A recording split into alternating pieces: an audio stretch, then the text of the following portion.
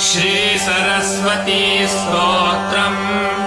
श्वेतपद्मासना देवी श्वेतपुष्पोपशोभिता, श्वेताम्बरधरा नित्या श्वेतगन्धानुलेपना, श्वेताक्षसूत्रहस्ता च श्वेतचन्दनचर्चिता, श्वेतवीणाधरा शुभ्रा श्वेतालङ्कारभूषिता, वन्दिता सिद्धगन्धर्वैरचिन्ता सुरदानवैः, पूजिता मुनिभिः सर्वैर्ऋषिभिः स्तूयते सदा।